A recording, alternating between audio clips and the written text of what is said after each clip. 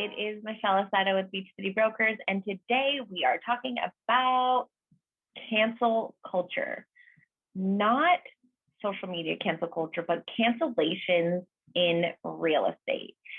They have become, unfortunately, more common. So I thought it was important to share with you guys information for both sellers and buyers on who can cancel, when they can cancel, when a deposit is at risk, etc. So let's just dive right into it. Okay, so when a seller accepts an offer from a buyer, they have an agreement.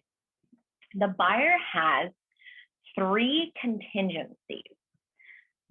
Essentially, that buyer is saying to the seller, I am buying your house contingent on me inspecting the house and it looking fine and dandy. That's called an inspection contingency. Me sending out an appraisal from my bank and then confirming the amount that I offered is in fact the amount that this house is worth. That's called an appraisal contingency. And me as a buyer being approved to get a loan. That's called a loan contingency.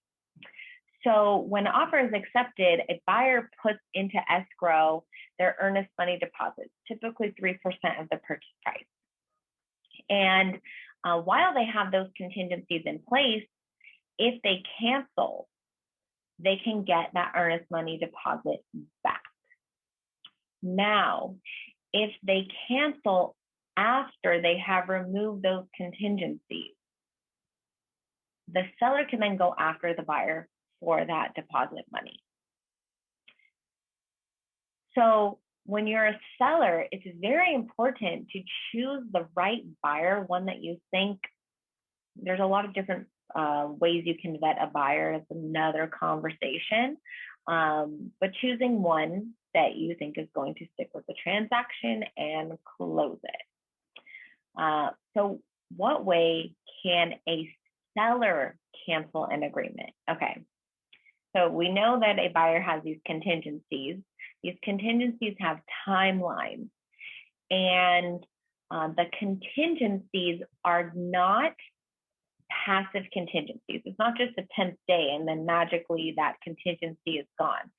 The contingencies are active, meaning that the buyer's agent sends them a contingency removal, they sign off on it, and then they send to a seller, and then they remove the contingency. So if a buyer doesn't do that within the right amount of time, they're not acting within their contractual obligation. So a seller, the way that a seller can cancel, the only way really a seller can cancel is if a buyer is not acting per their contractual obligation.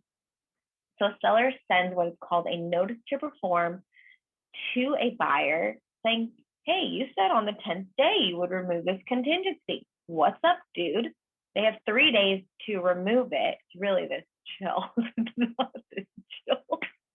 But anyway, so after the 3 days, then the seller can then cancel and they can, the contract can be done.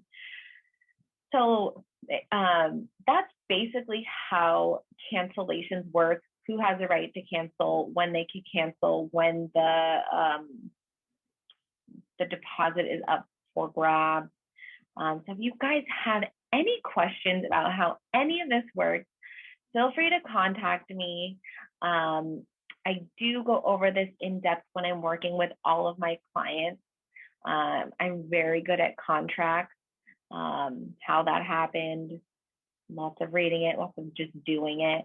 And yeah, if you guys are looking to buy or sell a house this year, I promise I'm a lot of fun to work with, and I make understanding the contract very simple.